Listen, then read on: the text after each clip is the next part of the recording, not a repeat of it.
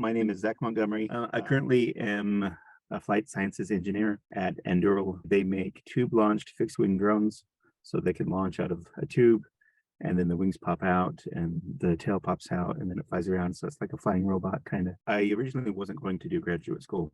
I was kind of on the fence. I had a job offer right at the end of my senior year for being a nuclear test engineer at the Puget Sound Naval Shipyard near Seattle. Then I was approached by Dr. Hunsaker in the flight mechanics class if I would be interested in doing research. And I said yes, I very much wanted to do that. And so I started off with a master's. I found out that if you can get funding for research, like if you, instead of doing like the coursework option master's, or if you do a PhD, if you're able to find funding either through your professor or yourself, they pay you to do grad school essentially.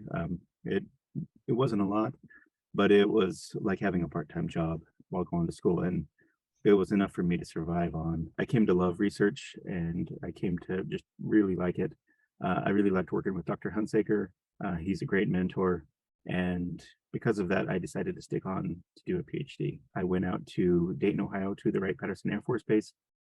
I spent 2 years there as part of my PhD work, working on their variable camber compliant wing program, which was a lot of fun, dealing with a lot of their controls work, analyzing their aerodynamics of their morphing wing, which was very exciting. I do use a fair amount of the tools I built during my graduate career. If you do the research option, you're tackling a problem that hasn't been done before. It has given me the proper mindset to analyze problems better, to be able to approach these problems.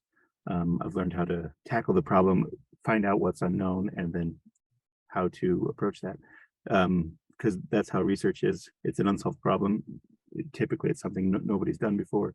So you see what everyone else has done, how far they've made it, and then you have to extend beyond that. It's the same way in industry in a lot of ways.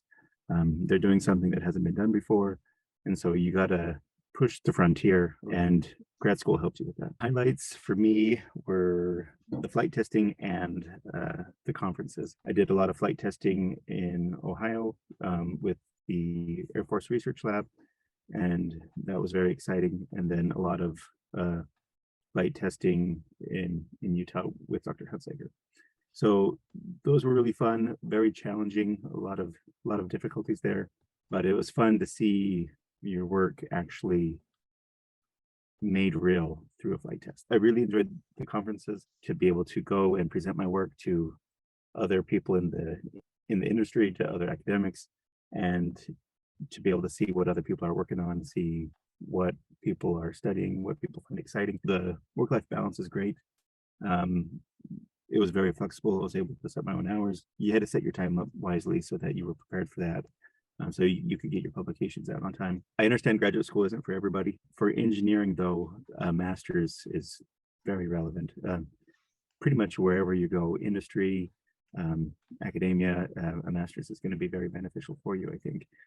It's going to put you ahead in the industry track. You can get a higher job after you finish your master's, and it's a pretty quick degree. I fell in love with the research. So if that's something that people enjoy, I would highly recommend doing a doctorate.